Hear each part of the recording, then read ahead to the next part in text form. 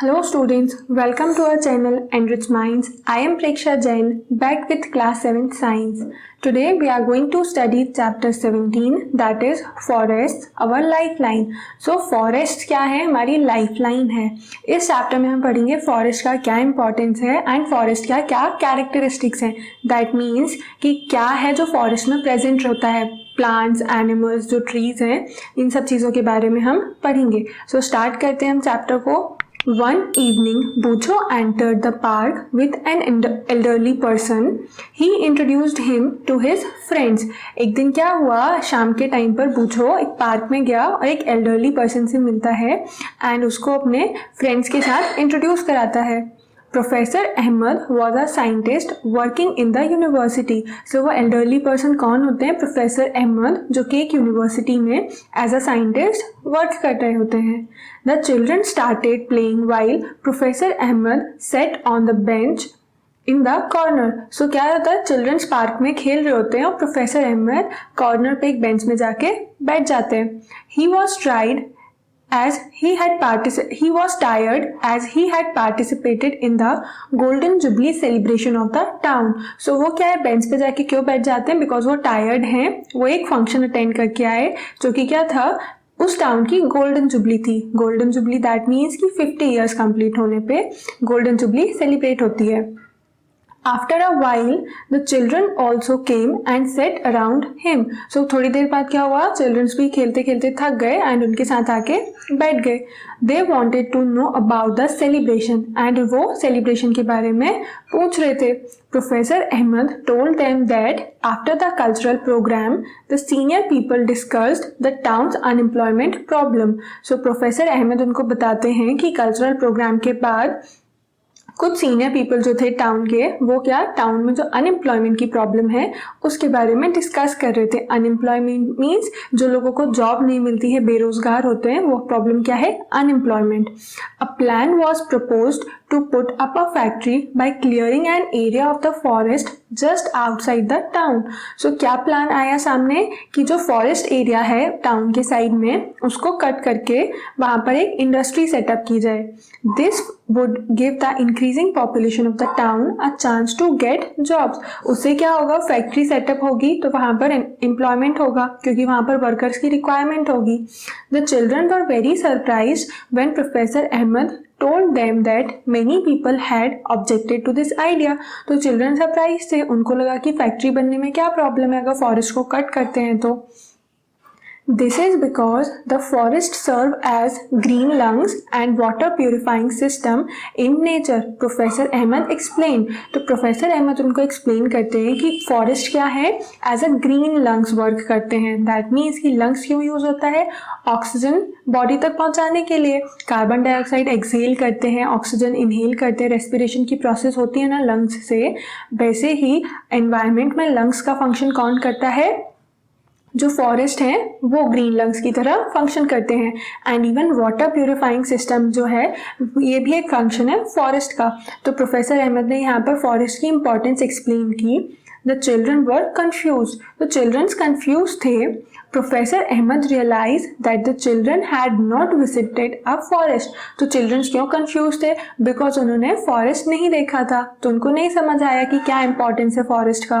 The children also wanted to know more about the forest, so they decided to visit it with professor Ahmad. तो क्या था, children को forest के बारे में और जानना था, तो उन्होंने क्या किया, प्रोफेसर अहमद के साथ फॉरेस्ट जाने का प्लान बनाया.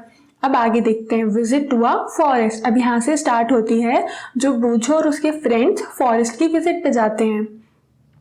One Sunday morning, the children packed a few things like a knife, a hand lens, a stick, a notebook, and walked together through a forest trail near a village. So Sunday morning को क्या हुआ, children सारे इकट्ठे होके knife, कुछ चीज़ें जो required थी, नाइफ जैसे कि हैंड लेंस है, हैंड लेंस में क्या है, कनकेव या कन्वेक्स लेंस प्रेजेंट होता है. सो वो हैंड लेंस, मैग्नीफाइंग ग्लास जैसे बोल सकते हैं, एक स्टिक, नोटबुक, ये सारी चीज़ें लेके वो फॉरेस्ट जो कि विलेज के नियर प्रेजेंट था वहाँ पर जाते हैं. On their way they met Tibu, तो उनको रास्ते में कौन मिलता है? टीबू। टीबू कौन है अब ये? A young boy of their age group of nearby village who was taking cattle for grazing along with his aunt. जो टीबू वहीं पर पास वाली एक विलेज में रहता है एंड वो अपने कैटल्स को, तो जो ग्रेजिंग एनिमल्स है ना, काऊ या फिर गोट, शीप, ये सब इसमें आ जाते हैं कैटल्स में, तो वो अपने कैटल्स को लेके जा रहा था कहाँ पर? ग्रेजिंग कराने के लिए, उनको लंच और डिनर के लिए लेके जा रहा था। He was very agile running here and there to keep the herd together. So वो क्या था, अपने कैटल के हर्ड को कलेक्ट करने के लिए, वो क्या इधर उधर जा रहे थे ना, तो उनको कलेक्ट करने के लिए बहुत एनर्जेटिकली इधर उधर भाग रहा था। When he saw the children Tipu also started walking along with them. तो जब उसने बाकी चिल्ड्रंस को देखा ना जो फॉरेस्ट जा रहे थे, तो टीपू भी उनके साथ जाने लगा। While his aunt went to a different path, went on a different path, और उसकी आंट जो कैटल हर्ड के साथ थी वो दूसरे रास्ते पर चले गए। As soon as they enter the forest Tipu raised his hand and signalled them to keep quiet because noise could disturb the animals living in the forest. तो चिल्ड्रंस क्या जैसे ही फॉरेस्ट में एंटर हुए ना, तो टीपू ने उनको हैंड से सिग्नल देते हुए बोला कि यहाँ पर नॉइस नहीं क्रिएट करो, शांत रहना यहाँ पर, बिकॉज एनिमल्स जो हैं वो हमारी नॉइस से डिस्टर्ब हो सकते हैं। Tibu then took them to a place at a height to show them the broad view of the forest। तो टीबू ने क्या किया, फिर उन चिल्ड्रंस को लेके थोड़ा हाइट पे चला गया फॉरेस्ट में, जहाँ से फॉरेस्ट का प्रॉपर वाइड व्यू दिख सके। Childrens were surprised because they could not see any land.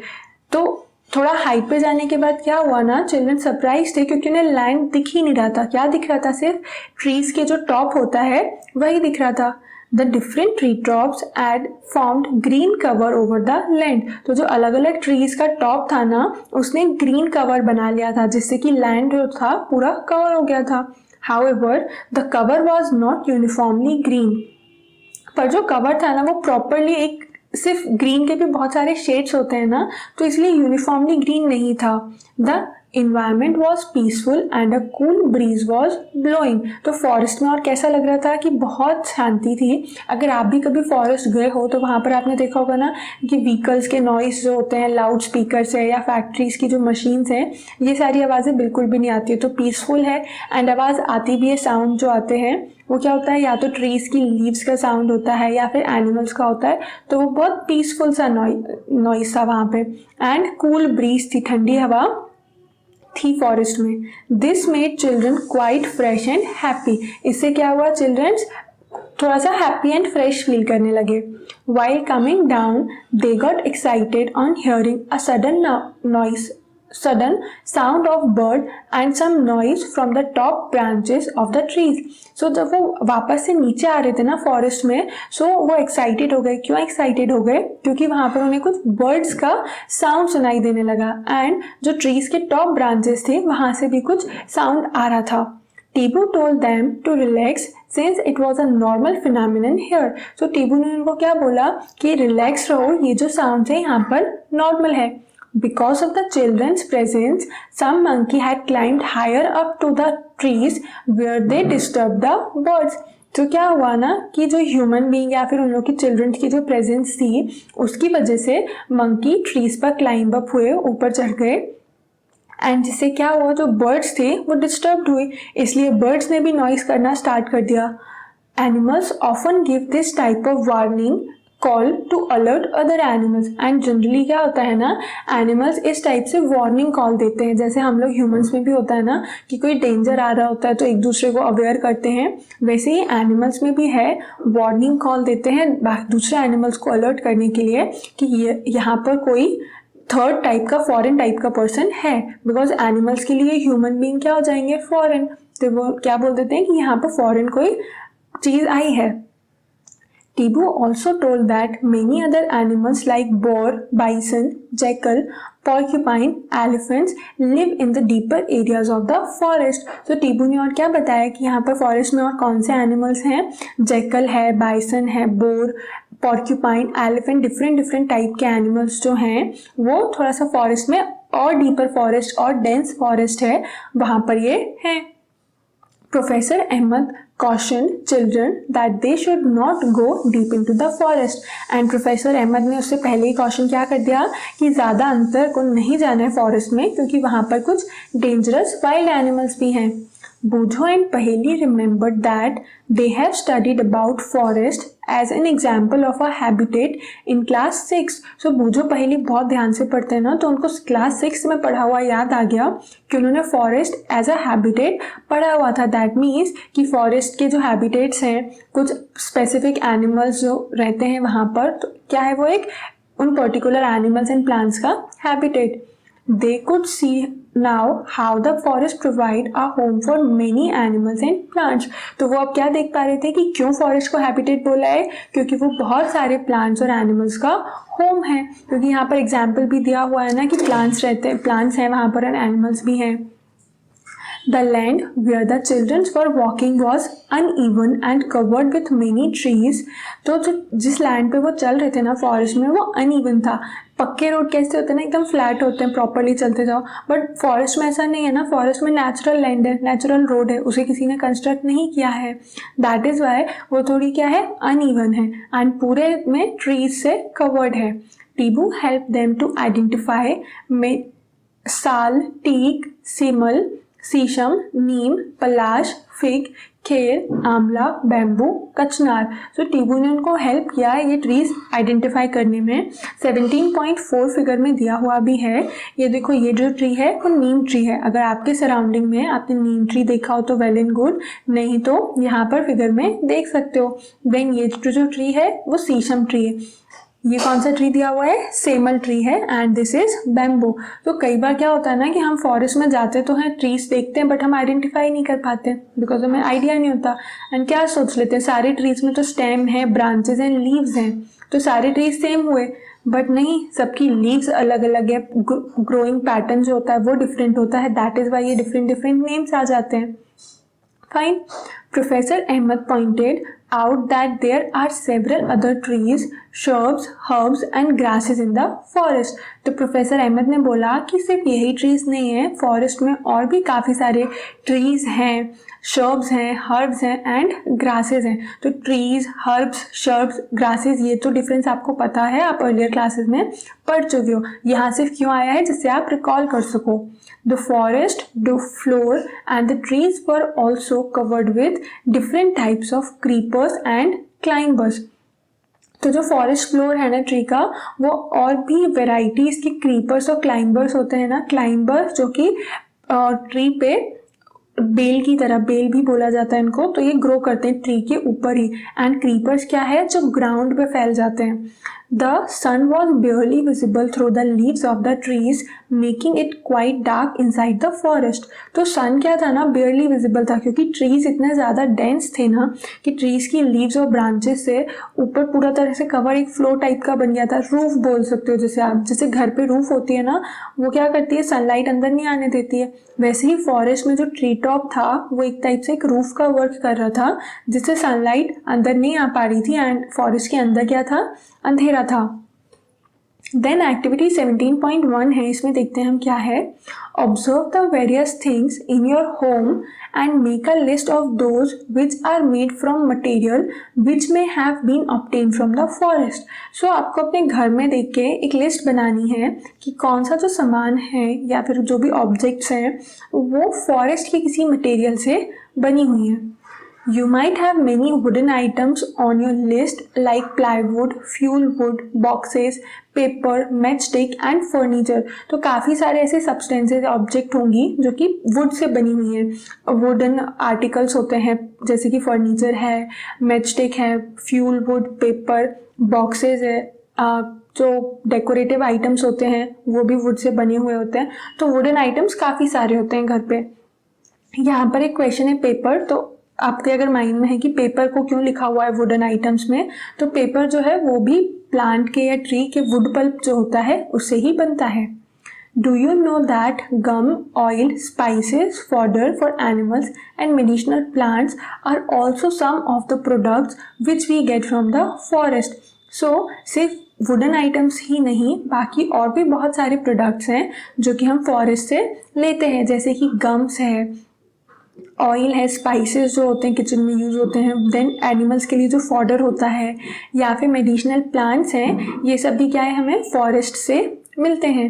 Figure 17.5 में दिए भी हुए हैं gums, sealing bags, honey, wooden statue and केचू, ये सब क्या है हमको फॉरेस्ट से मिलता है।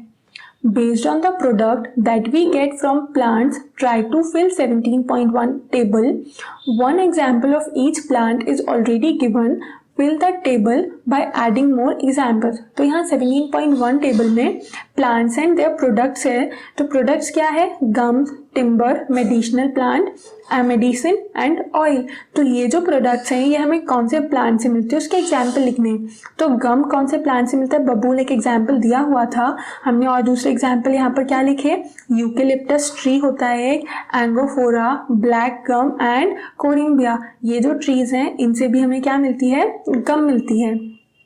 देन उसके बाद आ जाता है टिम्बर। तो टिम्बर क्या है, वुड को ही टिम्बर बोला हुआ है। वो कैसे मिलती है, जो फर्नीचर एंड डेली यूज़ के लिए जो प्रोडक्ट्स बनते हैं उनमें जो वुड यूज़ होती है उसको क्या बोल दिया जाता है, सिंपली टिम्बर। तो वो कहाँ से मिलती है, मेनली शीशम से, बैम्बू, देवदार, oak, teak, commonly in trees से मिलती है। इसके अलावा भी आप सर्च करके यहाँ पर नोट डाउन करें इस टेबल को और एक्सटेंड करें अपने नोटबुक में, और एग्जाम्पल्स आप ट्रीज के यहाँ पर लिख सकते हो। देन मेडिसिनल प्लांट्स कौन से होते हैं, नीम है, तुलसी, सिनामन, एलोवेरा, अश्वगंधा, ये जो ट्रीज या प्लांट्स हैं इनसे हमें मेडिसिन मिलती है। Then oil giving trees and plants में क्या आ जाता है, sandalwood, palm, eucalyptus, peppermint and coconut. So यहाँ पर ट्रीज एंड प्लांट्स के एग्जाम्पल हैं जिससे हमें ये प्रोडक्ट्स मिलते हैं। वापस से यहाँ पर आते हैं, Sheela wondered who would have planted these tree. अब शीला के माइंड में एक क्वेश्चन आता है, किसने फॉरेस्ट में आके इतने सारे ट्रीज लगाए।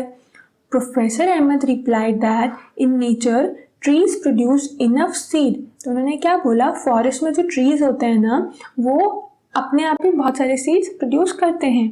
The forest floor provide favorable condition for them to germinate and develop into seedling and sapling।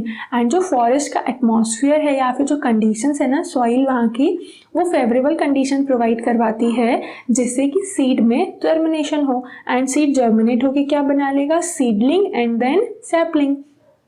तो यहाँ पर ह्यूमन की ऐसा ज़रूरत ही नहीं है, जो नेचर में प्लांट्स हैं वो अपने आप से सीड बना रहे हैं एंड फॉरेस्ट वो सुटेबल कंडीशन प्रोवाइड करता है जिससे कि जो सीड है वो जर्मिनेट होकर सीडलिंग एंड सैपलिंग में कन्वर्ट हो जाता है।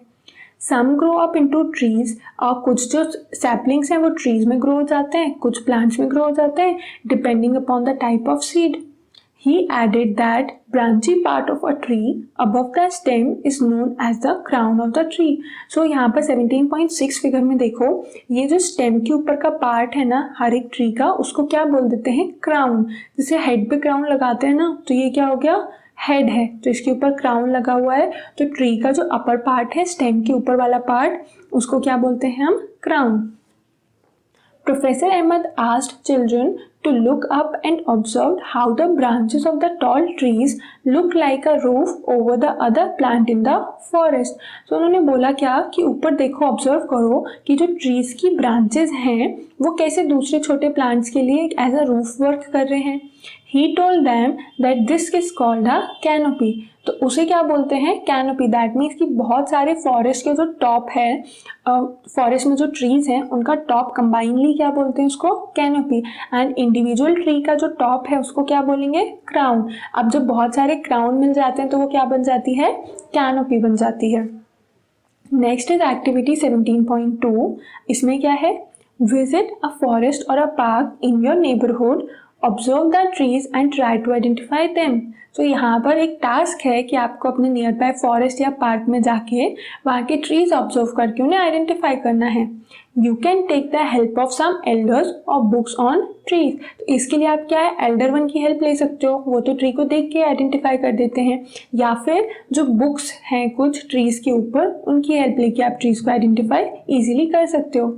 List the characteristic of the tree that you observe such as the height, shape of leaves, crown, flowers and fruits। उसके बाद क्या करना है, ट्रीज के कैरेक्टरिस्टिक को लिखना है। कैसे कैरेक्टरिस्टिक, दैट मीन्स कि ट्री की एवरेज हाइट क्या है, किस शेप की लीव्स है उस ट्री में, क्राउन कैसे शेप का है, देन फ्लावर्स हैं, फ्रूट्स हैं, तो कलर क्या है, या फ्रूट अगर आप आइडेंटिफाई कर सकते हो तो इजीली आप ट्री भी आइडेंटिफाई कर लोगे। Fine. Also draw the crowns of some trees, and आप जो भी पार्क या फॉरेस्ट जाओगे तो वहाँ के जो ट्रीज का क्राउन है उसे ड्रॉ भी करना है। Professor Ahmed pointed out that trees had crowns of different types and sizes. तो प्रोफेसर अहमद ने बताया कि जो ट्रीज होते हैं ना उनका क्राउन ज़रूरी नहीं है सबका क्राउन क्या है सेम साइज और शेप का होगा। जो क्राउन है वो अलग अलग टाइप का होता है, अलग अलग साइज का होता है। These had created different horizontal layer in the forest, and इसकी वजह से अलग साइज और शेप होने की वजह से बहुत सारी लेयर्स बन जाती हैं फॉरेस्ट में। These are known as understories, and उन्हें क्या बोलते हैं, अंडर स्टोरी बोलते हैं। Giant and tall trees constituted the top layer, followed by shrubs and tall grasses, and herbs formed the lowest layer. तो सबसे टॉप लेयर कौन बनाता है, जो टॉल ट्रीज होते हैं, बड़े बड़े पेड़ होते हैं ना, वो टॉप लेयर बनाते हैं क्योंकि उसका क्राउन क्या है सबसे ज़्यादा हाइट पर होगा। एंड सबसे लोएस्ट लेयर कौन सी होती है, हर्ब्स बनाते हैं, बिकॉज वो बहुत ही कम हाइट तक ग्रो कर पाते हैं।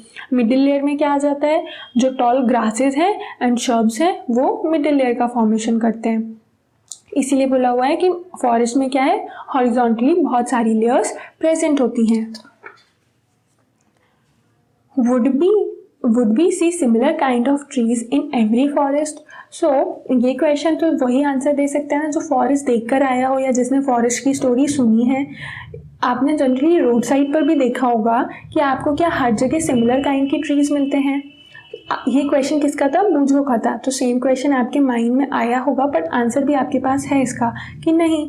Professor Ahmad said no, due to different climatic condition there are variation in the type of trees and other plants. तो आंसर इसका नो है, ये तो आपको पता था, बट नो क्यों है, बिकॉज हर एक एरिया में जो क्लाइमेटिक कंडीशन है ना वो सेम नहीं होती है, वो क्या है, डिफरेंट है। दैट इज वाई जो ट्रीज का वेराइटी है हर एक एरिया में वो भी डिफरेंट है। The type of animal also differ from forest to forest, and similar reason की वजह से जो animals की variety और type है वो भी differ करता है। A few children were busy watching beautiful butterflies fluttering here and there on the flowers of shrubs and herbs। तो जो children थे ना कुछ, वो क्या देखने में बिजी थे, जो बटरफ्लाई बहुत ही ब्यूटीफुल कलर्स के इधर उधर फ्लावर्स पे घूम रहे थे। They had a close look at the bushes.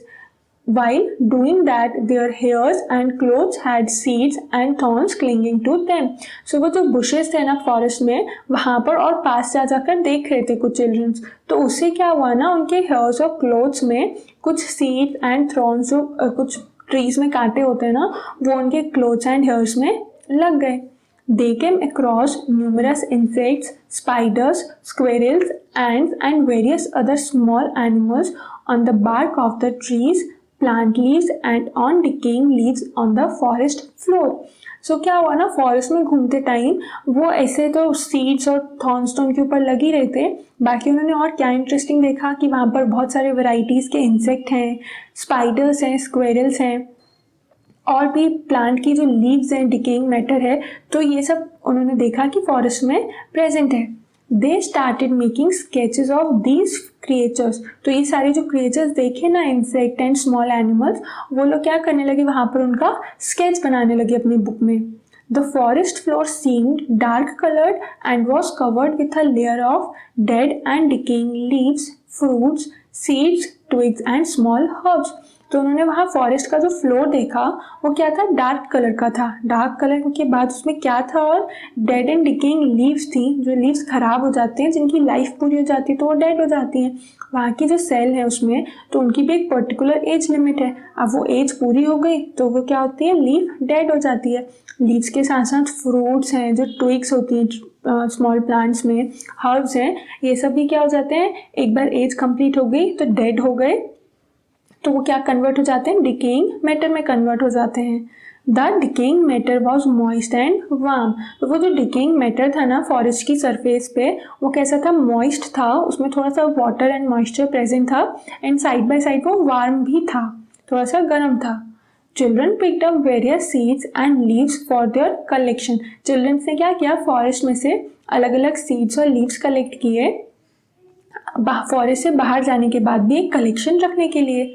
Walking over the dead leaf layer on the forest floor was like walking over spongy carpet. तो वो फॉरेस्ट की जो डेड लीफ लेयर पे चल रहे थे ना, तो उन्हें ऐसा लग रहा था कि स्पॉन्जी कारपेट पे चल रहे हों। Is the decaying matter always warm? तो डिकेइंग मैटर जो है वो क्या हमेशा वार्म होता है?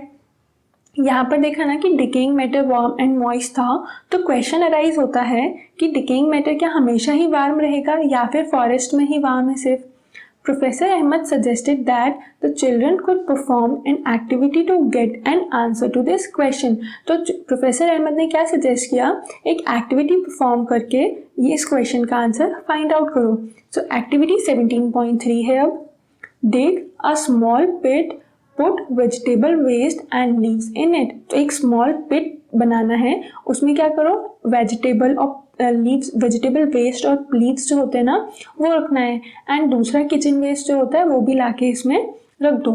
Cover them with soil, and उस पिट को क्या करो, ये सामान रखने के बाद सॉइल से कवर करना है। ऐड सम वाटर, और उसमें क्या करो, ऊपर से वाटर ऐड करो। After 3 days, remove the upper layer of the soil.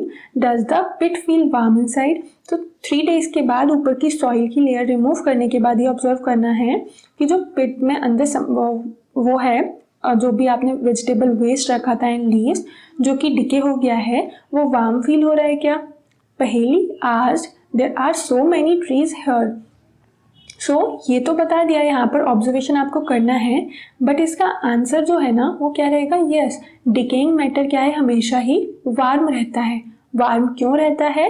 Because उसमें एक्सोथर्मिक रिएक्शन हो रही है। दैट मीन्स कि एक्सोथर्मिक रिएक्शन में क्या होता है, एनर्जी इवॉल्व होती है, हीट जो है वो रिलीज होती है, इवॉल्व होती है, तो उसमें क्या है, हीट बाहर आ रही है। दैट इज वाई वो डिकेइंग मैटर वार्म फील होता है। तो कहीं पर भी डिकेइंग मैटर होगा, चाहे वो आप सॉइल कप में पिट बना के करो, या फिर फॉरेस्ट में है, या फिर आप अपने किचन गार्डन में करो, हर जगह अगर आप जहाँ डिकेइंग मैटर देखेंगे ना वो वार्म रहेगा। अब आगे देखते हैं पहेली क्या बोल रही है। There are so many trees here, also there are many forest like this.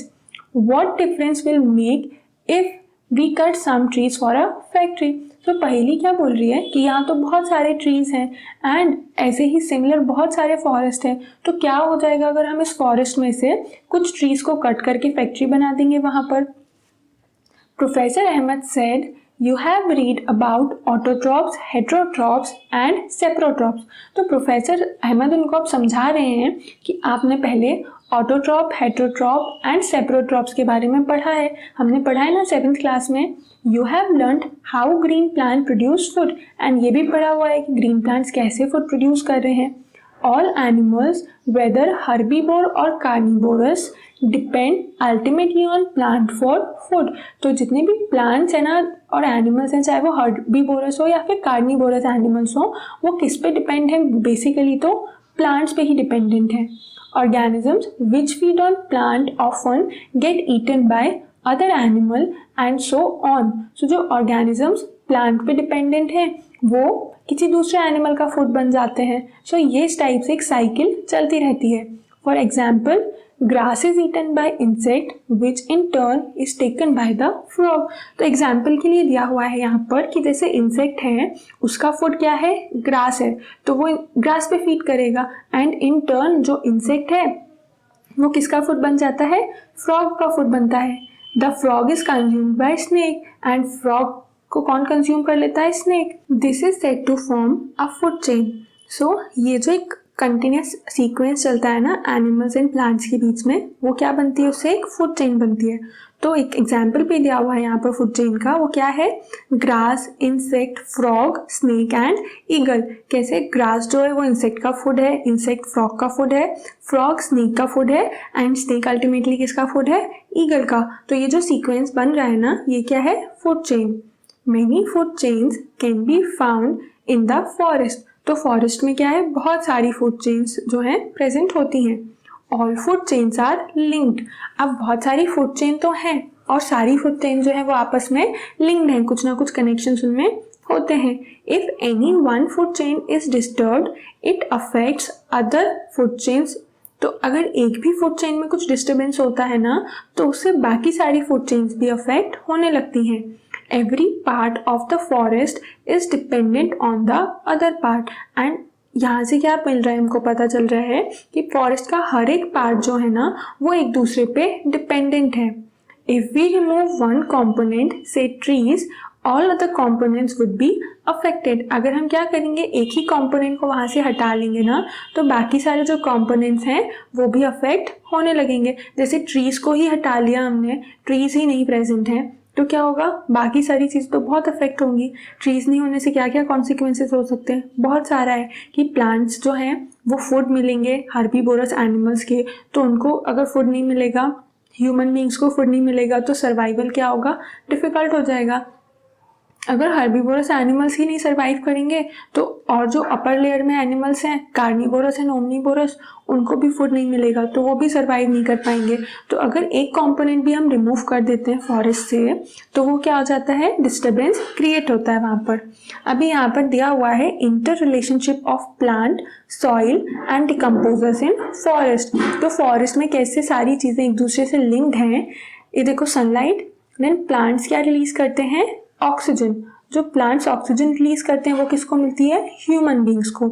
Human beings क्या रिलीज करते हैं, कार्बन डाइऑक्साइड, जिसके हेल्प से प्लांट फोटोसिंथेसिस की प्रोसेस कंप्लीट करते हैं. अभी ट्रीज को शेल्टर मिल रहा है, बर्ड्स को भी रहने के लिए होम मिल रहा है, जो वो सब किसकी वजह से है, प्लांट से ही मिल रहा है. अब डेड एंड डिकेइंग मैटर क्या हो जाता है, डिकम्पोज हो जाता है एंड वो सॉइल को न्यूट्रिएंट्स प्रोवाइड करता है. तो फॉरेस्ट में क्या है, सारी ही चीज़ें इंटरलिंक्ड हैं. दैट इज़ वाई यहाँ पर इंटर रिलेशनशिप भी दिया हुआ है प्लांट्स के बीच में. Professor Ahmed asked children to pick up leaves from the forest floor and observe them under a hand lens. तो प्रोफेसर अहमद ने बच्चों को बोला कि फॉरेस्ट में जो लीव्स पड़ी हुई है ना ग्राउंड सरफेस पे, वो उठा के उनको हैंड लेंस से ऑब्जर्व करो. They found tiny mushrooms over the decaying leaves. तो उनको वो decaying leaves पे क्या दिख रहा था, छोटे छोटे से मशरूम्स दिख रहे थे. They also saw an army of tiny insects, and और क्या दिख रहा था उन्हें, टाइनी इंसेक्ट्स की, मतलब बहुत सारे टाइनी इंसेक्ट दिख रहे थे, तो इसलिए बोला हुआ है army of tiny insect, millipedes, ants and beetle on them. तो लीव्स पे ये काफ़ी सारे वेराइटीज़ के इंसेक्ट प्रेजेंट थे. they were wondering how these organisms live there. तो वो सोचने लगे कि ये सारे ऑर्गेनिज्म यहाँ पर कैसे रह रहे हैं.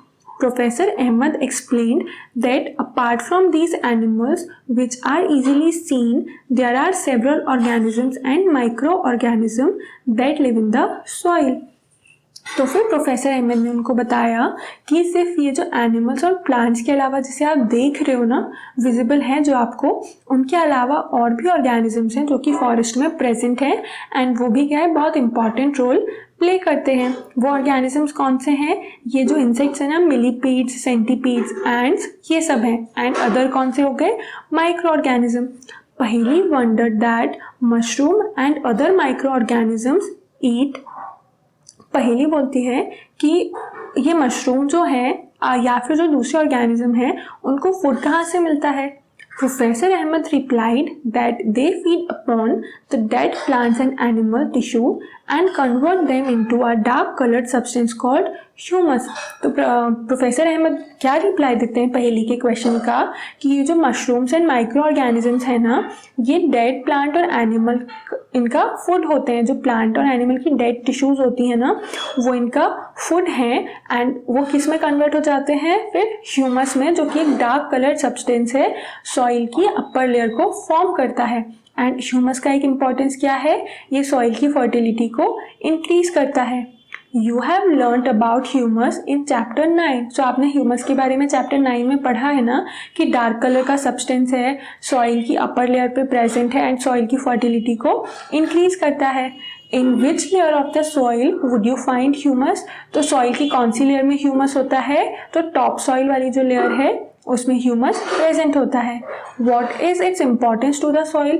इम्पॉर्टेंस क्या है, अभी बताया आपको कि ये सॉइल की फर्टिलिटी को इंक्रीज करता है जिससे कि वहाँ पर कोई भी क्रॉप बेटर ग्रो कर पाती है.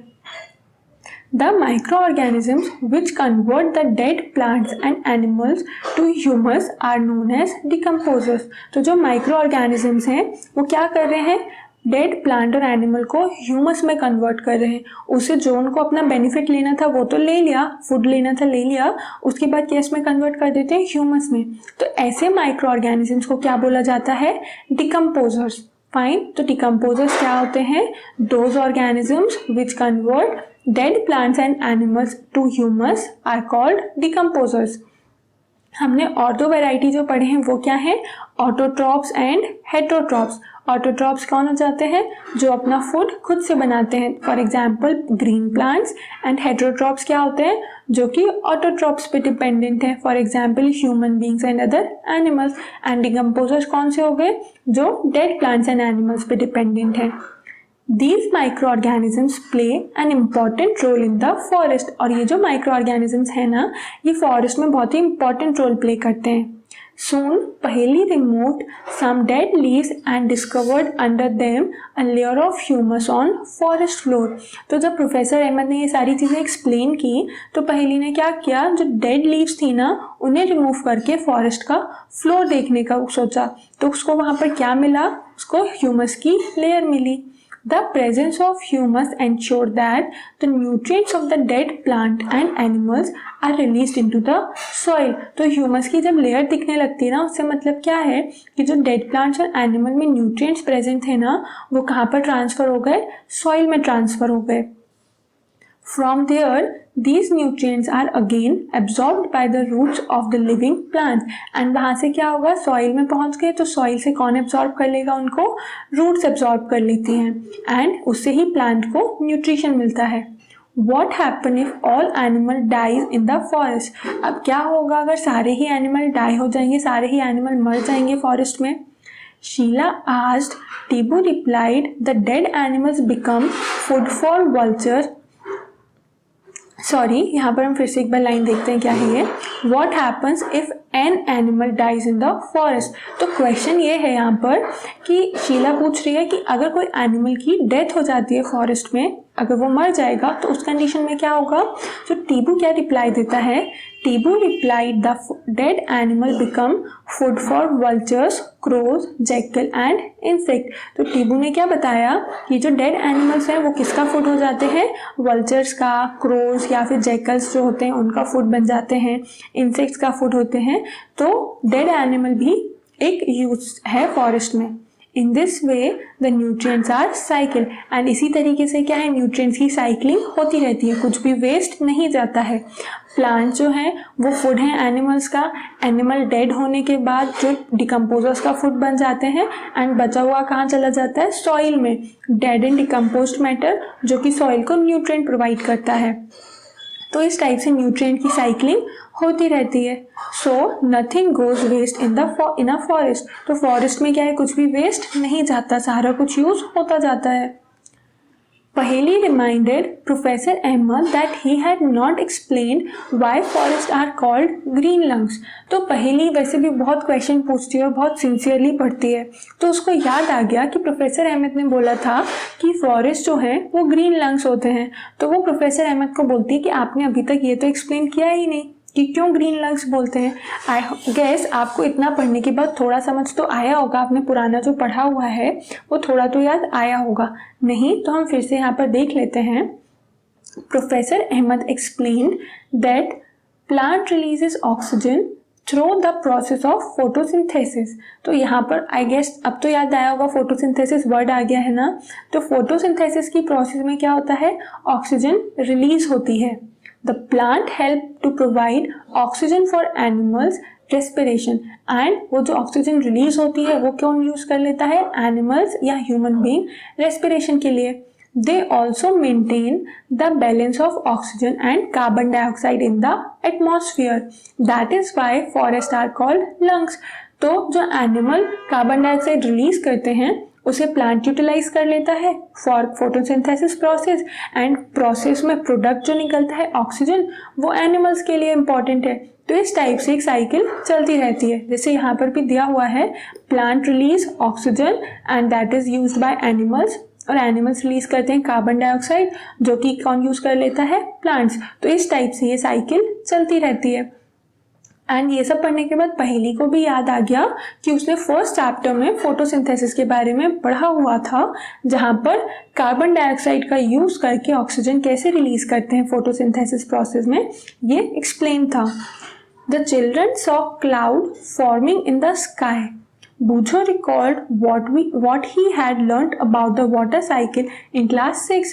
So चिल्ड्रंस क्या थे, फॉरेस्ट में थे ना, तो उन्होंने देखा कि क्लाउड्स दिखने लगे स्काई में। सो बूझो ने रिकॉल किया वाटर साइकिल के बारे में। वो देखते हैं यहाँ पर अब आगे क्या है। Trees take in water from their roots and release water vapour into the air through evaporation. तो ट्रीज क्या करते हैं, सॉइल में जो वाटर है ना वो रूट्स की हेल्प से एब्जॉर्ब करते हैं एंड जो लीव्स के थ्रू वाटर वेपर के फॉर्म में वाटर रिलीज हो जाता है। एवेपोरेशन या फिर ट्रांसपिरेशन जो प्रोसेस होती है ना, जिसमें वाटर की लीव्स से वाटर एवेपोरेट होता है, तो वो वाटर वेपर जो है रिलीज होके स्काई में चले जाते हैं और क्लाउड्स का फॉर्मेशन करते हैं। If there were fewer trees, how will the water cycle be affected? अगर ट्रीज कम है तो वाटर साइकिल कैसे अफेक्ट होगी? So Tibu told them that the forest is not just home to plants and animals. So Tibu फिर यहाँ बोल रहा है क्या कि फॉरेस्ट ऐसा नहीं है कि सिर्फ प्लांट्स और एनिमल्स का घर है। Many people also live in the forest. बहुत सारे ह्यूमन बींग्स जो हैं, ह्यूमन्स हैं, वो भी फॉरेस्ट में रहते हैं।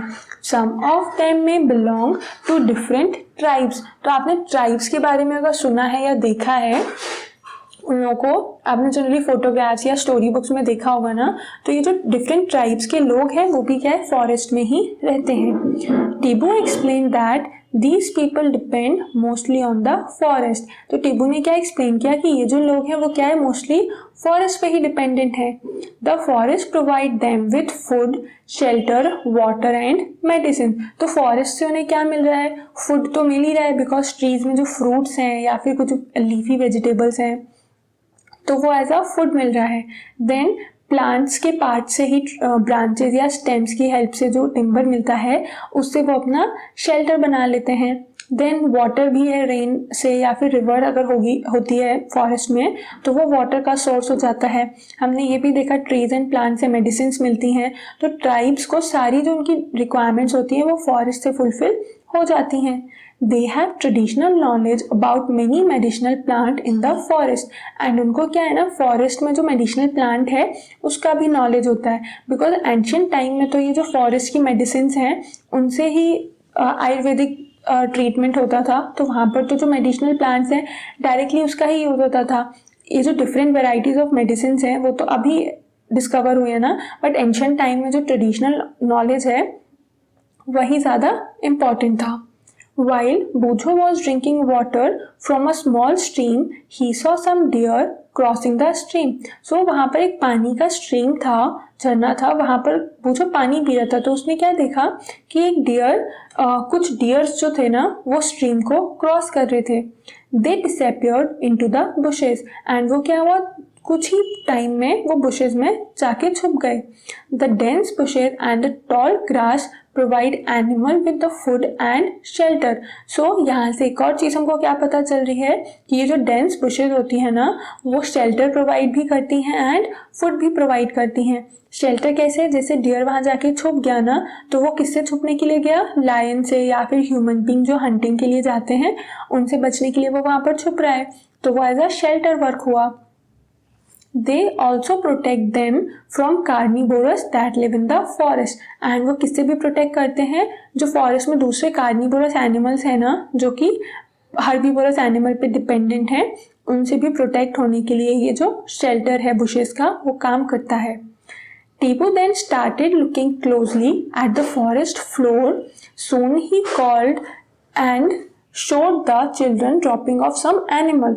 तो टीबू क्या करने लगा, जो फॉरेस्ट का फ्लोर है बहुत ध्यान से देख रहा था एंड थोड़ी ही देर बाद उसने क्या हुआ, सारे चिल्ड्रंस को बुलाया एंड एनिमल्स की जो ड्रॉपिंग्स होती हैं, एक्सक्रीटरी वेस्ट है, वो दिखाने लगा and explain the difference between various type of dropping. And फिर क्या एक्सप्लेन कर रहा था कि जो अलग अलग एनिमल्स की डिफरेंट टाइप्स ऑफ ड्रॉपिंग्स हैं उनमें क्या डिफरेंसेस हैं। Professor Ahmed informed them that the forest officer could recognize the presence of some animals in the forest by their droppings and footprints.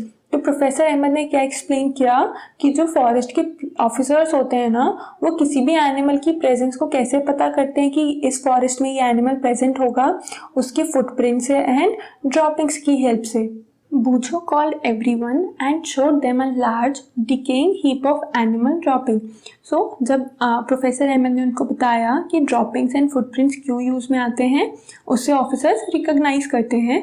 सो फिर बूझो बुला के बोलता है सबको, सारे चिल्ड्रंस को, कि ये देखो यहाँ पर एक डिकेइंग हीप है, मतलब बहुत बड़ा सा एक हीप डला हुआ है जिसमें जो कि क्या है, एनिमल्स की ड्रॉपिंग का है। Several beetles and grubs feed them were feeding on the heap and a bunch of seedlings was sprouting. So वो क्या बोल रहा है कि देखो इस हीप के ऊपर काफ़ी सारे बीटल्स और ग्रब्स हैं जो कि स्मॉल इंसेक्ट्स होते हैं, वो उस हीप पे फीड करें। दैट मीन्स कि वो उस हीप से अपना फूड ले रहे हैं, और कुछ सीडलिंग्स के बंचेस भी हैं जो कि स्प्राउटिंग हो रही है। These seedlings are of the herbs and shrubs. तो ये सीडलिंग्स किसकी हैं, हर्ब्स और श्रब्स की हैं। स्प्राउटिंग मीन्स जो सीड का जर्मिनेशन होता है ना, घर पे भी आप क्या है स्प्राउट्स खाते हो जो कि हेल्दी फूड में आता है। तो सीड्स में से क्या है, वाइट कलर की एक आउटिंग निकल आती है, वो क्या बन जाते हैं, स्प्राउट्स। तो वहाँ पर भी उस हीप में भी क्या हो रहा था, सीडलिंग्स में स्प्राउट्स बन रहे थे वो। The animals also disperse the seed of certain plants and help the forest to grow and regenerate. तो animals क्या है, हेल्प करते हैं, किस चीज़ में हेल्प करते हैं, सीड्स को डिस्पर्स करने में हेल्प करते हैं। डिस्पर्शन ऑफ सीड में हमने पढ़ा था ना एक एग्जाम्पल कि एनिमल्स के थ्रू भी होता है। तो एनिमल्स क्या करते हैं, कुछ प्लांट के seed either in the body उनके अटैच हो जाते हैं, या फिर फुट में अटैच हो जाते हैं, मतलब अटैच हो जाते हैं, जिससे वो अलग अलग एरियाज़ में फॉरेस्ट के चले जाते हैं एंड वो प्लांट वहाँ पर फिर ग्रो करने लगता है। The decaying animal dung also provide nutrient to the seedling to grow. And ये जो डिकेइंग एनिमल डंग होता है ना, उससे क्या होता है, न्यूट्रिएंट्स मिलता है सीडलिंग्स को, जिससे कि वो ग्रो कर पाते हैं। प्रोफेसर अहमद ये सब एक्सप्लेन कर रहे हैं चिल्ड्रंस को। After listening to this, Bujo noted in his notebook, by harboring great variety of plants, the forest provide greater opportunity for food and habitat for the herbivores. तो जब प्रोफेसर अहमद ने ये सारा कुछ एक्सप्लेन किया ना कि कैसे एनिमल सीड को डिस्पर्स करते हैं एंड वहाँ पर नए प्लांट्स ग्रो करने लगते हैं, डिकेइंग मैटर जो है उससे न्यूट्रिएंट्स मिलते हैं सीडलिंग्स को ग्रो करने के लिए, तो फिर बूझो अपनी नोटबुक में नोट कर लेता है कि ज़्यादा से ज़्यादा प्लांट्स ग्रो करेंगे अगर फॉरेस्ट में, तो उससे क्या होगा, हर्बीवोरस को फूड की अपॉर्चुनिटी ज़्यादा होगी। दैट मीन्स कि जितने ज़्यादा प्लांट्स होंगे, हर्बीवोरस एनिमल्स को फूड की उतना ही ज़्यादा एक्सेस में मिलेगा। Larger number of herbivores means increased availability of food for variety of carnivorous. तो ज़्यादा प्लांट होंगे तो ज़्यादा हर्बीवोरस एनिमल्स को फूड मिलेगा एंड वो हेल्दी रहेंगे। हर्बीवोरस एनिमल हेल्दी रहेंगे एंड पॉपुलेशन ज़्यादा रहेगी, तो कार्निवोरस एनिमल्स को फूड सफिशिएंट मिलेगा। The wide variety of animals help the forest to regenerate and grow. इससे क्या होगा ना, जो एनिमल्स की वाइड वेराइटी अगर प्रेजेंट होगी तो वो रीजनरेट एंड ग्रो करेगा फॉरेस्ट, एंड फॉरेस्ट जो है वो डेड नहीं होगा। Decomposers help in maintaining the supply of nutrients to the growing plants in the forest. And decomposers किस में help करते हैं, nutrients की supply में help करते हैं। Therefore, the forest is a dynamic living entity full of life and vitality. तो forest को यहाँ पर उसने क्या अपनी नोटबुक में जब वो नोट डाउन कर रहा है तो क्या लिख दिया, dynamic living entity. That means कि all time working है, क्योंकि plants एनिमल्स के बीच में एक साइकिल कंटिन्यूसली चल ही रही है। एंड लिविंग एंटाइटी है बिकॉज जितना भी मैटर वहाँ पर प्रेजेंट है वो ऑलमोस्ट क्या है, लिविंग मैटर है। That is why dynamic living entity, जहाँ पर full of life and vitality. It was about afternoon and the children wanted to go back. तो दोपहर का टाइम हो गया था और चिल्ड्रंस क्या थे, मॉर्निंग से आफ्टरनून तक थक गए थे, तो उन्होंने क्या सोचा कि अब वापस जाया जाए। Tibu suggested another route for going back. तो टीबू ने क्या है, उन्हें एक दूसरा रूट सजेस्ट किया कि वहाँ से वापस चलते हैं। While they were going back it started raining. And जब वो वापस जा रहे थे ना तो क्या होने लगा, बहुत ज़ोर से बारिश होने लगी। However surprisingly they saw that the raindrops were not hitting the forest floor directly. But उन्होंने ये चीज़ ऑब्जर्व की कि रेन तो हो रही थी, बारिश हो रही थी, बट जो रेन ड्रॉप्स थी वो फॉरेस्ट के फ्लोर तक डायरेक्टली नहीं आ रहे थे। The uppermost layer of the forest canopy intercepted the flow of rain drop. तो जो कैनोपी थी ना, जो बहुत सारे ट्रीज का क्राउन मिलके कैनोपी बना लेते हैं, वो क्या कर रहा था, फॉरेस्ट की रेन ड्रॉप्स का, फॉरेस्ट में जो रेन फ्लोर पे आ रही थी ना, उसको डायरेक्टली आने से रोक रहा था। And most of the water was coming down through the branches and the stems of the tree. तो क्या हो रहा था ना, कैनोपी होने की वजह से ट्रीज की जो ब्रांचेस हैं वहाँ से पानी आ रहा था, डायरेक्टली ग्राउंड पे वाटर नहीं आ रहा था। From the leaves it was dripping slowly over the branches of the shrubs and herbs, and leaves से कहाँ जा रहा था, जो ट्रीज की लीव्स थी ना उनसे वो ब्रांचेस पर जा रहा था वाटर, एंड ब्रांचेस से फिर कहाँ जा रहा था, जो स्मॉल ट्रीज हैं, shrubs हैं, herbs हैं, वहाँ पर जा रहा था। They found that the ground was still dry and water directly नहीं जा रहा था ग्राउंड, तो ग्राउंड ड्राई था। After about half an hour the rain stopped, तो मतलब आधे घंटे के बाद क्या हो, बारिश रुक गई। They noticed that the layer of dead leaves over the forest floor appeared wet now. उसके बाद जब बारिश रुक गई ना, तब उन्होंने देखा कि जो फ्लोर है उस पर जो डेड लीव्स प्रेजेंट थी वो वेट हो गए थे, गीले हो गए थे। But water did not stagnant in the forest, but forest में क्या था ना, पानी इकट्ठा नहीं हुआ कहीं भी। Bujo thought that if it had rained so heavily in his town, it would have flooded the drains and roads. तो बुझ ने सोचा कि अगर उसके टाउन में ऐसे रेन हुई होती इतना हैवीली, तो क्या हुआ था, अभी तक जो ड्रेन्स थे वो ओवरफ्लो हो जाते, रोड्स पे वाटर जो था लॉक्ड हो जाता। What would happen if it rains heavily in your town? So यहाँ पर एक आपके लिए है कि आपके टाउन में क्या होता है जब इतना हैवी रेन होता है। जब ज़्यादा हैवी रेन होता है तो आपके टाउन में भी कि यही सिचुएशन आ जाती है कि रोड्स पे पानी आ जाता है। सो ये आप अपने फ्रेंड से डिस्कस करना। Professor Ahmed told them that the forest also act as natural absorber of rainwater and allows it to seep. तो प्रोफेसर अहमद यहाँ पर बताते हैं फिर चिल्ड्रंस को कि फॉरेस्ट क्या है ना, नेचुरल एब्जॉर्बर की तरह वर्क करता है रेन वाटर के लिए, एंड रेन वाटर को सीप करने में, सॉइल को एब्जॉर्ब करने में हेल्प करता है। It helps maintain the water table through out the year, and इससे क्या होता है, पूरे ईयर तक जो वाटर टेबल है उसको मेंटेन रखता है। Forest not only help in controlling floods but also help maintain the flow of water in the streams so that we get a steady supply of water. तो forest क्या ऐसे flood आने में control नहीं करते हैं, क्योंकि वहाँ पर वाटर जो है वो डायरेक्टली ग्राउंड पे नहीं आता, इसलिए क्या है, फ्लड्स नहीं आ पाते हैं, क्योंकि वाटर जो आता है वो अब्जॉर्ब कर लेती है सॉइल। तो वहाँ पर सिर्फ ऐसा नहीं है कि फॉरेस्ट फ्लड आने से कंट्रोल कर रहे हैं, बट वाटर इतना सफिशिएंट होता है वहाँ पर कि जो स्ट्रीम्स है ना उनमें एक स्टेडी सप्लाई बनी रहती है, कंटिन्यूस में वो पानी आता रहता है पूरे ईयर भर। On the other hand, if trees are not present, rain hits the ground directly and may flood the areas around it. So अगर ये क्या होगा ना, अगर ट्रीज नहीं प्रेजेंट होंगे तो रेन डायरेक्टली ग्राउंड पर हिट करेगी, तो ज़्यादा वाटर एब्जॉर्ब नहीं हो पाएगा, एंड उस कंडीशन में क्या होगा, वहाँ पर वाटर लॉक्ड हो जाएगा एंड फ्लड की कंडीशन हो जाएगी। हैवी रेन में also damage the soil. So heavy rain से क्या होता है ना, सॉइल डैमेज भी होती है। जैसे बहुत ज़्यादा तेज़ प्रेशर से आप अपने घर पे भी गार्डन में अगर डालते हो ना पानी, तो सॉइल क्या है, पूरी तरीके से डिस्टर्ब्ड हो जाती है। ऐसे ही हैवी रेन की कंडीशन में होता है। Roots of trees normally bind the soil together, and जहाँ पर ट्रीज होते हैं ना, तो ट्रीज की जो रूट्स हैं वो सॉइल को बाइंड करके रखती हैं, जिससे कि सॉइल में ज़्यादा डिस्टर्बेंस क्रिएट नहीं होता हैवी रेन से। But in their absence the soil is washed away और इरोडेड। बट अगर ट्रीज प्रेजेंट नहीं होंगे तो रूट्स उसको पकड़ के नहीं रख पाती है, तो वो क्या होते हैं, वॉश्ड अवे हो जाते हैं, मतलब कि सॉइल इरोशन होने लगता है। The Children spent an hour at Tibu's village on their way back. तो वापस आते टाइम ना चिल्ड्रन ने अपना थोड़ा सा टाइम टीबू की विलेज में भी स्पेंड किया। The weather of the village was quite pleasant, and उस विलेज का जो वेदर था ना वो बहुत ही अच्छा था। Villagers told them that due to surrounding forest they receive good rainfall and वहाँ पे villagers थे, उन्होंने बताया कि यहाँ पर surrounding में forest है ना, इसकी वजह से यहाँ पर इस village में rainfall अच्छी होती है. The air also remained cool and forest है तो trees की वजह से air भी क्या है, cool air आती है.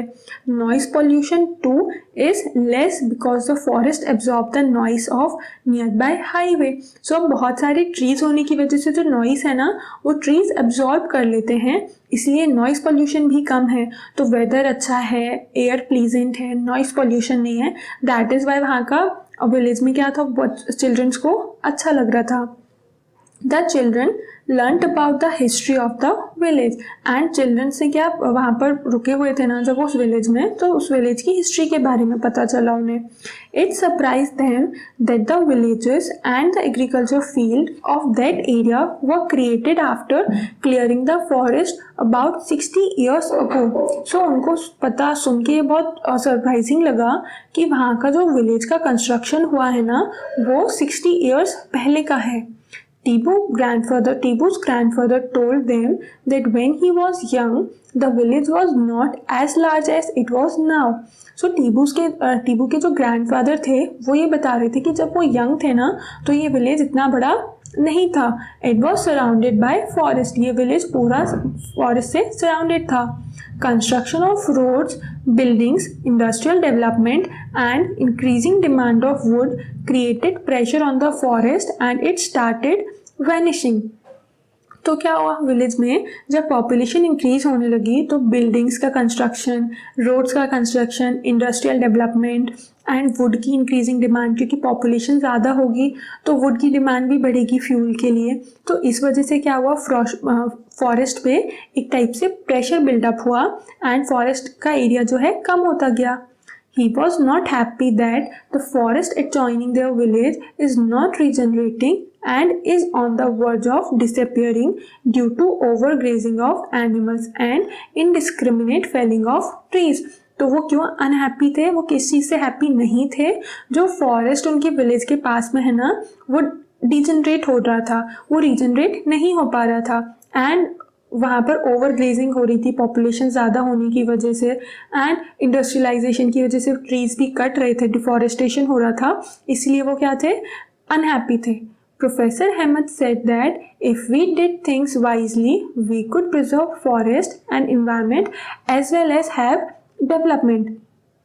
तो प्रोफेसर अहमद क्या बोलते हैं, अगर हम चीज़ों को थोड़ा सा वाइजली देखेंगे ना, अगर हम फॉरेस्ट को थोड़ा सा केयरफुली देखेंगे तो हम फॉरेस्ट को भी प्रिजर्व कर सकते हैं एनवायरनमेंट के लिए and side by side development भी हो सकता है. तो यहाँ पर एक चीज़ आती है ना कि माइंड में चीज़ आती है कि अगर हम फॉरेस्ट को कट क्यों करना है, क्योंकि डेवलपमेंट ज़रूरी है कंट्री का. डेवलपमेंट नहीं होगा तो क्या हो जाएगा, आपने देखा होगा ना ओवरऑल वर्ल्ड में डेवलपिंग एंड डेवलप्ड नेशन है. सो अगर इंडस्ट्रीज नहीं होंगे तो स्टिल अनएम्प्लॉयमेंट नहीं मिलेगा लोगों को एंड जो कंट्री की कंडीशन है वो अच्छी नहीं होगी. एंड फॉरेस्ट कट करने से क्या होगा, ऑक्सीजन नहीं कम मिलेगा, प्लांट्स, ट्रीज, एनिमल्स जो हैं वो कम होते जाएंगे. तो अगर हम चीज़ों को वाइजली लें एंड इसके लिए क्या हो, मैनेजमेंट प्रॉपरली हो तो फॉरेस्ट को भी बचाया जा सकता है एंड कंट्री का डेवलपमेंट भी हो सकता है. Childrens prepared a few picture to show the consequences of such an event. तो चिल्ड्रंस ने कुछ पिक्चर्स बनाई जो कि इन चीज़ों का कंसिक्वेंसेज बताएंगे कि फॉरेस्ट को कट करने से क्या क्या कंसिक्वेंसेज हो सकते हैं.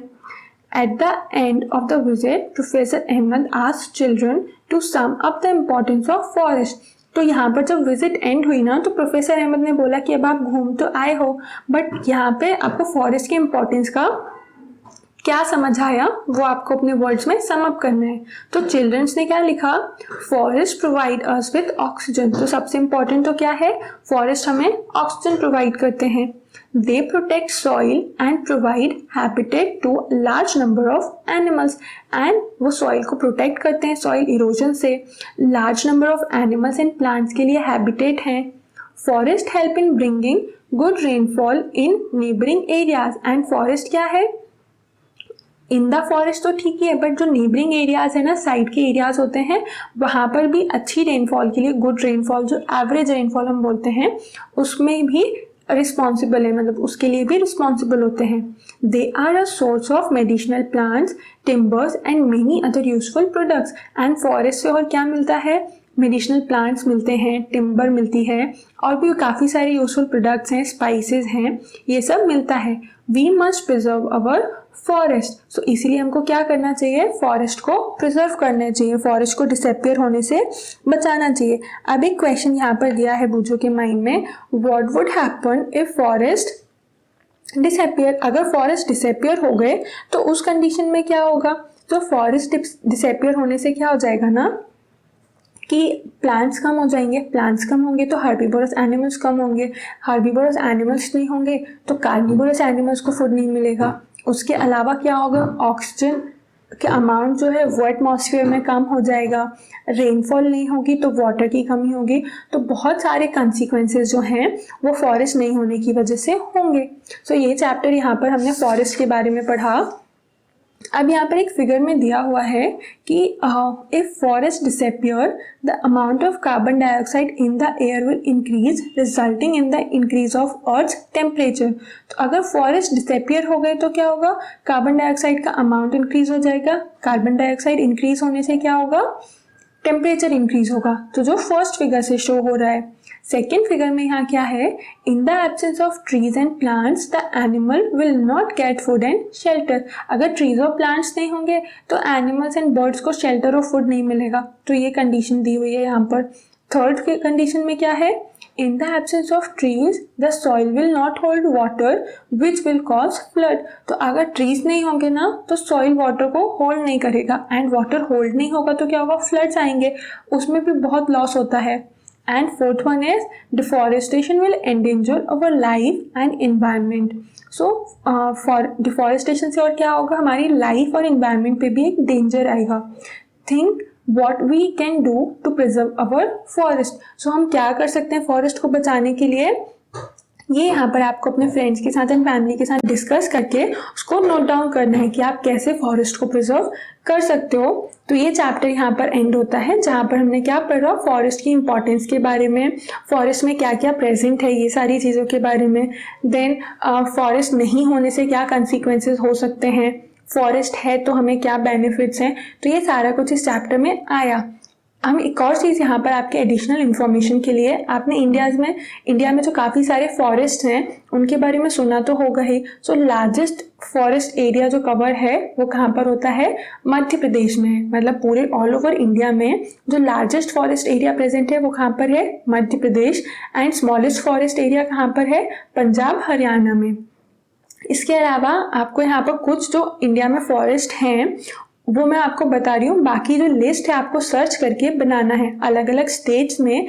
एंड इवन सबसे इम्पॉर्टेंट तो आपके स्टेट में या फिर आपकी सिटी में अगर कोई फॉरेस्ट है तो वो आपको उसके बारे में सारी इन्फॉर्मेशन होना बहुत ज़रूरी है। सो इंडिया के कॉमन फॉरेस्ट के बारे में तो आपने सुना ही होगा, गिर national forest, Sundarban forest, Kaziranga forest, western Ghats में जो फॉरेस्ट हैं। तो ये सारे जो कॉमन फॉरेस्ट हैं इनके बारे में आपने सुना होगा। एंड क्या है? बहुत ब्यूटीफुल भी हैं ये, जो कि रिक्रिएशन की भी साइट्स हैं। तो ये चैप्टर था फॉरेस्ट के बारे में। अब देखेंगे हम इस चैप्टर में आगे क्या है। इस चैप्टर में आगे एक्सरसाइज वो देखते हैं अब हम। फर्स्ट क्वेश्चन है, explain how animals dwelling in the forest help it grow and regenerate. So जो फॉरेस्ट में एनिमल्स रह रहे हैं वो फॉरेस्ट को कैसे ग्रो और रीजनरेट करने में हेल्प करते हैं। तो इसका आंसर क्या होगा कि फॉरेस्ट प्लांट्स की जो सीड्स हैं उसको डिस्पर्स करने में हेल्प करते हैं। देन जो एनिमल्स डेड एंड डिके हो जाते हैं या फिर एनिमल डंग जो होता है वो एनिमल वेस्ट है, वो प्लांट्स को क्या है? न्यूट्रिएंट प्रोवाइड करता है। एंड डेड एनिमल्स किसका फूड बनते हैं? माइक्रो ऑर्गेनिज्म का, जो कि उस फूड को एनिमल को किस में कन्वर्ट कर देते हैं? ह्यूमस में। तो इस टाइप से एनिमल्स जो हैं काफ़ी सारे वेज में प्लांट सीड डिस्पर्स करके ह्यूमस में कन्वर्ट होके या फिर न्यूट्रिएंट प्रोवाइड करके फॉरेस्ट को रीजनरेट करने में एंड ग्रो करने में हेल्प करते हैं। Fine. Next question is explain how forest prevent floods. तो फॉरेस्ट के होने से फ्लड से कैसे बचा जा सकता है? तो फॉरेस्ट में क्या है? ट्रीज है। ट्रीज क्या करते हैं? सॉइल को बाइंड करके रखते हैं, सॉइल को पकड़ के रखते हैं, जिससे कि जब रेन होती है ना तो सॉइल डायरेक्टली फ्लो नहीं होती है, सॉइल वहाँ पर बनी रहती है।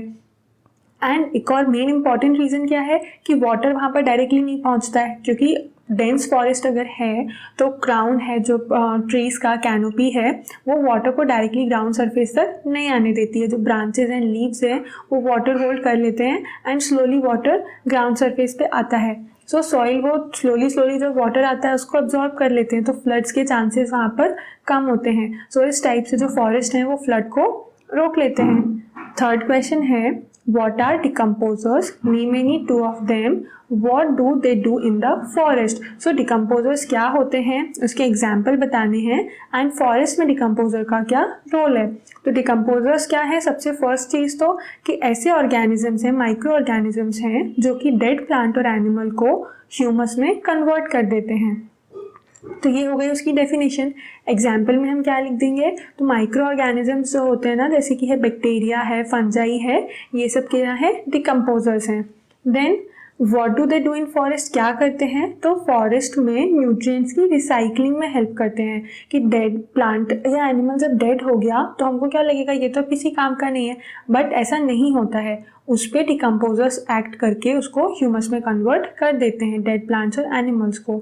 सो इस टाइप से जो डिकम्पोजर्स हैं वो फॉरेस्ट को रिजनरेट करने में भी हेल्प करते हैं। नेक्स्ट क्वेश्चन आता है, explain the role of forest in maintaining the balance between oxygen and carbon dioxide in the atmosphere. So plants जो है, फॉरेस्ट है, वो कैसे मेंटेन रखता है ऑक्सीजन एंड कार्बन डाइऑक्साइड का लेवल। तो इसका आंसर भी बहुत सिंपल है। अगर हम रिकॉल करें, हमने चैप्टर में थोड़ा एक पेज पहले ही पढ़ा हुआ है कि प्लांट्स क्या है, जो फॉरेस्ट में प्लांट्स हैं वो कार्बन डाइऑक्साइड को कंज्यूम करते हैं। एंड कार्बन डाइऑक्साइड कहाँ से मिलती है, जो एनिमल्स या ह्यूमंस हैं वो कार्बन डाइऑक्साइड रिलीज करते हैं। वो कार्बन डाइऑक्साइड कौन एब्जॉर्ब कर लेता है, plants, in the process of photosynthesis. And उसी प्रोसेस में क्या है, कार्बन डाइऑक्साइड रिलीज होती है जो कि यूज्ड अप हो जाती है किसके थ्रू, एनिमल्स उसको यूज़ कर लेते हैं रेस्पिरेशन प्रोसेस के लिए। तो इस टाइप से ये जो ऑक्सीजन एंड कार्बन डाइऑक्साइड का साइक्लिंग चलता रहता है ना, वो उससे बैलेंस जो रहता है मेंटेन रहता है। एंड यही रीज़न है कि हम फॉरेस्ट को जो है ग्रीन लंग्स भी बोलते हैं। नेक्स्ट क्वेश्चन है, explain why there is no waste in a forest. तो फॉरेस्ट में कुछ भी वेस्ट क्यों नहीं होता है, तो उसका रीज़न क्या है ना कि फॉरेस्ट में सारी ही बायोडिग्रेडेबल चीज़ें हैं। अगर ह्यूमन इंटरफेरेंस ना होना, जब तक ह्यूमन वहाँ पर वेस्ट ना डालें, जैसे रैपर्स होते हैं, अगर आप फॉरेस्ट घूमने जाते हो तो क्या आपने कोई भी चिप्स लिया एंड उसका पैकेट वहीं पर छोड़ दिया, या फिर वाटर बॉटल जो होती है तो वो भी अगर वहीं पर छोड़ दोगे तो वो नॉन बायोडिग्रेडेबल वेस्ट है, वो हार्मफुल है। बट अगर फॉरेस्ट में कोई ह्यूमन इंटरफेरेंस नहीं है तो वहाँ पर जितनी भी चीज़ें प्रेजेंट है ना वो सारी क्या है, लिविंग है। दैट मीन्स कि ट्रीज़ हैं, प्लांट्स हैं, लीव्स, ब्रांचेज, एनिमल्स, बर्ड्स, सब क्या है, लिविंग ऑर्गेनिज्म है। तो अब अगर कोई डेड हो रहा है, डिके हो रहा है, उसके बाद भी क्या वो डिकम्पोज होके सॉइल में एब्जॉर्ब हो जाता है, तो सारा कुछ बायोडिग्रेडेबल है, तो वो डिकम्पोज होके ह्यूमस में कन्वर्ट हो जाता है। इसीलिए फॉरेस्ट में कुछ भी वेस्ट नहीं बचता। नेक्स्ट क्वेश्चन है, list 5 products we get from forest. तो हमें फॉरेस्ट से कौन से प्रोडक्ट्स मिलते हैं, मेडिसिन मिलती है हमें फॉरेस्ट से, स्पाइसेस, वुड, पेपर, गम, तो ये सारी चीज़ें जो हैं हमें फॉरेस्ट से मिलती हैं। अब ये तो प्रोडक्ट्स हैं, इनके भी और क्या है, सब प्रोडक्ट्स होते हैं। जैसे मेडिसिन है तो बहुत सारी वैरायटी की मेडिसिन होती है ना। वुड है तो वुड का यूज़ जो है वो सेवरल प्लेसेस पे है, फर्नीचर्स में है, या फिर जो टॉयज़ होते हैं, वुड के टॉयज़ भी बनते हैं। काफ़ी कोल्ड कंट्रीज़ में, जहाँ पर कोल्ड कंट्रीज़ हैं, वहाँ पर वुड के हाउसेस भी बनते हैं। पेपर है तो पेपर का यूज़ भी बहुत वास्ट है। गम्स हैं तो गम्स का यूज़ भी जो है इंडस्ट्री में होता है। ये जो फेविकॉल एंड जो गम आती है उसमें यूज़ होता है। कुछ गम्स जो एडिबल भी होती हैं एंड मेडिसिन में यूज़ होती हैं। तो फॉरेस्ट से जो प्रोडक्ट्स मिलते हैं ना वो बहुत यूज़फुल हैं। नेक्स्ट क्वेश्चन है, फिल इन द ब्लैंक। तो फर्स्ट फिलअप देखते हैं हम क्या है। द इंसेक्ट्स, बटरफ्लाइज, हनी बीज and birds help flowering plants in. तो जो इंसेक्ट, बटरफ्लाइज हैं वो क्या करते हैं, पोलन ग्रेन को ट्रांसफर करते हैं वन प्लेस टू अनदर। तो उससे क्या होता है, पोलन ग्रेन्स का ट्रांसफर इज पॉलिनेशन। तो फर्स्ट ब्लैंक में क्या आंसर आ जाएगा, पॉलिनेशन। ये हमने कहाँ पढ़ा था, रिप्रोडक्शन इन प्लांट्स में। Second one is, a forest is a purifier of. Air and water. तो फॉरेस्ट क्या कर रहे हैं, एयर को प्यूरिफाई कर रहे हैं एंड वाटर को प्यूरिफाई कर रहे हैं। एयर को कैसे, जो एयर में कार्बन डाइऑक्साइड है उसको वो एब्जॉर्ब कर लेते हैं, एंड वाटर को प्यूरिफाई कैसे, जो ट्रीज हैं या सॉइल्स हैं, जो इंडस्ट्रियल पॉल्यूशन होता है ना उसको वो कम करते हैं, डिक्रीज करते हैं, जिससे कि वाटर पॉल्यूट भी नहीं होता एंड वाटर प्यूरिफाई हो पाता है। Third is herbs from the lowest layer in the forest. तो हर्ब्स कहाँ पर प्रेजेंट होते हैं, लोएस्ट लेयर पर प्रेजेंट होते हैं। टॉप लेयर कौन बनाता है, जो टॉल ट्रीज हैं उनकी कैनोपी, एंड मिडिल लेयर में क्या आते हैं, शर्ब्स एंड टॉल ग्रासेस। तो लोएस्ट लेयर क्या बना रहा है, herbs. Fourth one is the decaying leaves and animal dropping in a forest enrich the. तो जो डिकेइंग लीव्स और एनिमल ड्रॉपिंग है वो क्या करते हैं, ह्यूमस प्रोवाइड करते हैं, ह्यूमस बनाते हैं, एंड वो ह्यूमस से क्या है, सॉइल एनरिच होती है। फोर्थ वन में क्या आ जाएगा, soil. Fine, next question is question 8, why should be worry about the condition and issues related to the forest far from us. So हमें जो फॉरेस्ट की कंडीशंस पे क्यों वरी होना चाहिए जो हमसे दूर है। सो क्या हो जाएगा, जो रीजंस है ना कि किस लिए यहाँ पर वरी है तो वो देखते हैं हम। तो फर्स्ट रीज़न क्या हो जाएगा ना कि फॉरेस्ट हमसे जितना दूर होते जाएंगे, जो दूर फॉरेस्ट हैं या फिर फॉरेस्ट हमसे जब दूर हो रहे हैं तो क्या होगा, कार्बन डाइऑक्साइड उस पर्टिकुलर एरिया में बढ़ता जाएगा, क्योंकि फॉरेस्ट तो है नहीं आसपास, तो कार्बन डाइऑक्साइड को एब्जॉर्ब करने के लिए कुछ नहीं होगा। तो कार्बन डाइऑक्साइड बढ़ेगा, उससे क्या होगा, टेम्परेचर इंक्रीज होगा। टेम्परेचर इंक्रीज होने से अल्टीमेट रीजन क्या होता है, ग्लोबल वार्मिंग होती है।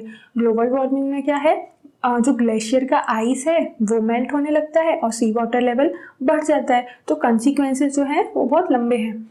उसके बाद क्या है, अगर फॉरेस्ट कम होते जाएंगे सो उससे एक और रीज़न क्या हो जाएगा कि सॉइल इरोजन होने लगेगा, क्योंकि ट्रीज जो हैं वो सॉइल को बाइंड करके रखते हैं। अब ट्रीज ही नहीं रहेंगे तो सॉइल बाइंड कैसे रहेगी, तो सॉइल इरोजन होगा। देन उसके बाद फॉरेस्ट अगर डिक्रीज होगा तो उससे कौन और एडवर्सली इफेक्ट होगा, जो एनिमल्स उसमें रहते हैं उनको शेल्टर नहीं मिलेगा एंड उनको फूड नहीं मिलेगा। देन फॉरेस्ट रिडक्शन होने से डेजर्टिफिकेशन होने लगेगा, मतलब वहाँ पर क्या होगा, खाली प्लांट्स चले जाएंगे तो सिर्फ क्या बचेगी, सॉइल बचेगी, एंड वो भी क्या हो जाएगी, ड्राई हो जाएगी। तो इस टाइप से अगर फॉरेस्ट हमसे दूर जाते हैं तो कंसर्न की बात है, क्या क्या कंसर्न है वो यहाँ पर हमने मेंशन किए। इनको आप और proper points and word format में लिखना। देन 9th क्वेश्चन है, explain why there is a need of variety of animals and plants in a forest. तो फॉरेस्ट में अलग अलग वेराइटी के प्लांट्स एंड एनिमल्स की नीड क्यों है। इसका आंसर क्या हो जाएगा कि जो डिफरेंट वैरायटी के प्लांट्स एंड एनिमल्स हैं ना वो क्या करते हैं, फॉरेस्ट को रिजनरेट करने में हेल्प करते हैं। जैसे कि अब हर्बीवोरस, कार्निवोरस, ओमनीवोरस, डिकम्पोजर्स, ये सभी टाइप के वैरायटीज़ के एनिमल्स के एंड प्लांट्स की रिक्वायरमेंट है, क्योंकि अगर इनमें से एक भी एब्सेंट हो जाएगा ना तो जो फूड चेन होती है वो डिस्टर्ब होगी, एंड फूड चेन डिस्टर्ब होगी तो पूरा फॉरेस्ट में डिस्टर्बेंस क्रिएट होगा। तो डिस्टर्बेंस क्रिएट होता है तो कोई भी हैप्पी नहीं होता ना, दैट इज़ वाई अगर फॉरेस्ट हैप्पी नहीं रहेंगे तो कैसे चलेगा काम। इसीलिए क्या है, ये जो वैरायटी ऑफ एनिमल्स हैं उन सब की नीड है। मतलब जैसे आपको भी एग्ज़ाम देते हो ना जब, तो सबसे कॉमन एग्जाम्पल हम पढ़ाई का ही लेते हैं कि हम पढ़ाई करते हैं तो हमें सारे सब्जेक्ट पढ़ना है, हमें मैथ्स भी पढ़ना है, हमें साइंस भी पढ़ना है, सोशल पढ़ना है, इंग्लिश पढ़ना है।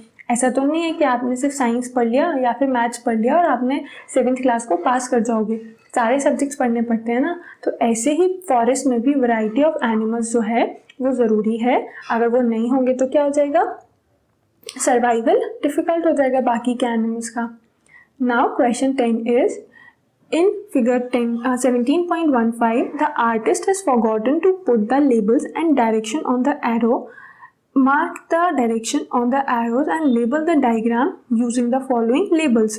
So ये जो फिगर है ना इसको लेबल करना है एंड ये जो एरोज दिए हुए हैं ना इनमें भी मार्किंग करना है। सो ये आपका टास्क है, बहुत सिंपल सा है। कार्बन डाइऑक्साइड एंड ऑक्सीजन दिया हुआ है कि एटमॉस्फेयर में ये यहाँ से कार्बन डाइऑक्साइड प्लांट्स लेते हैं या रिलीज करते हैं। सो ये एग्जाम्पल के लिए बता देती हूँ, कार्बन डाइऑक्साइड प्लांट्स एब्जॉर्ब करते हैं एंड ऑक्सीजन क्या है, रिलीज करते हैं। तो ये एरो हमने मार्किंग कर दिया। उसके बाद यहाँ पर जो लेबल्स है ना, क्लाउड्स, तो क्लाउड्स का है ये मार्किंग कर दी। रेन, ये मार्किंग यहाँ पर रेन कर दोगे आप। देन एटमॉस्फेयर, तो ये पूरा है atmosphere. Carbon dioxide, oxygen already labelled है। Then plants, animals, soil, root and water table, यहाँ पर आपको लेबलिंग करना है। बहुत ही सिंपल सा है। अब आपको इतना तो पता ही है ना कि प्लांट कहाँ है, एनिमल कहाँ है, सॉइल कहाँ पर है, वाटर टेबल कहाँ है। फाइन, ये क्वेश्चन आप करोगे। Next one is which of the following is not a forest product. तो यहाँ पर जो प्रोडक्ट दिए हुए हैं उनमें से कौन सा फॉरेस्ट प्रोडक्ट नहीं है। तो फर्स्ट वन इज गम। तो गम तो है, हमने काफ़ी जगह पढ़ा ना चैप्टर में कि प्लांट से गम मिलती है। देन प्लाईवुड है, तो जो टिम्बर है या वुड होती है ट्रीज की, उससे प्लाईवुड मिलती है। Then third one is sealing wax. तो वैक्स जो होती है ना वो भी प्लांट से मिलती है।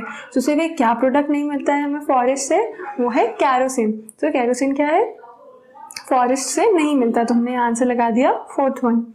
Question 12 is which of the following statement is not correct. तो यहाँ पर कौन सा स्टेटमेंट है जो कि करेक्ट नहीं है।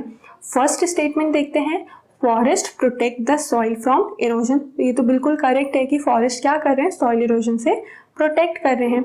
Second point is plant and animal in a forest are not dependent on one another.